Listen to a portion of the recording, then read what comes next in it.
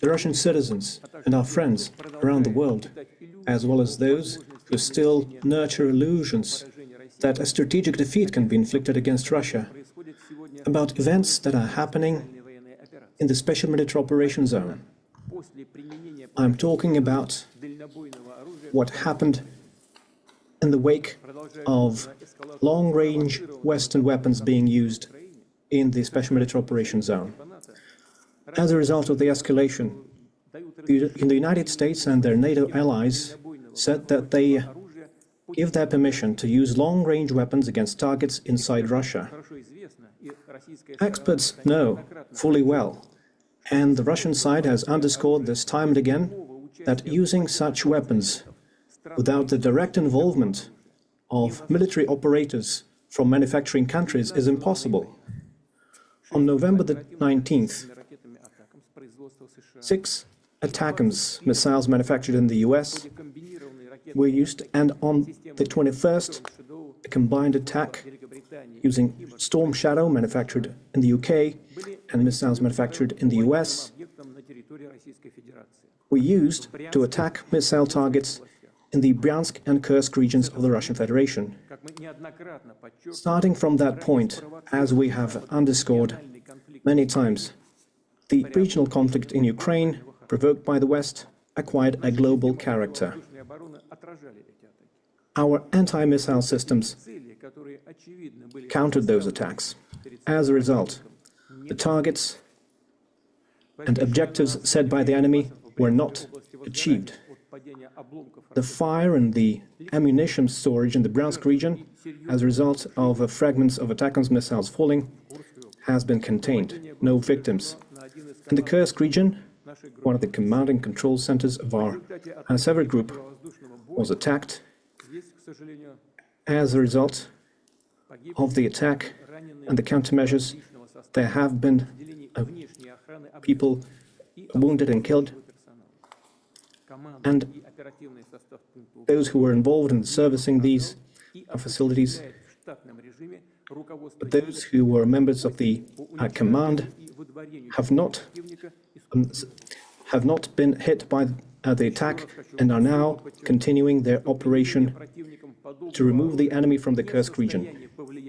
I repeat, the use of such weapons cannot change the course of the special military operation.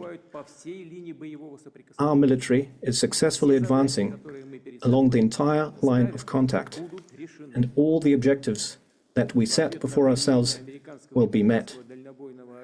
As a response to the use of US and UK manufactured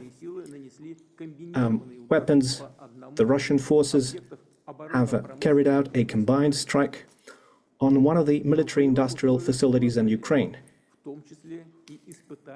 And this included the test of a novel intermediate-range Russian missile system.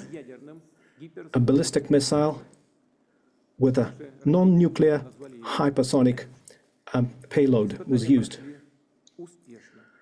The test was carried out successfully. The objectives of the launch have been met. One of the largest and well-known industrial centers that is known since the Soviet times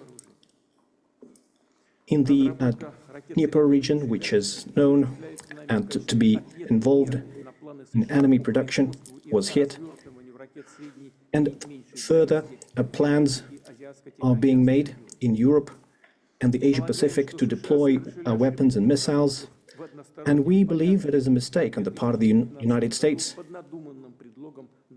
to destroy the system that was established by the Missile Treaty in 2019. We see that the United States and their allies are now considering and have successfully tested their capabilities to deploy advanced missile systems in different parts of the world. And their exercises routinely include the use of such weapons. Russia has unilaterally refused to deploy intermediate and small-range missiles until we see similar weapons deployed by the United States in a region of the world. The use of the novel system,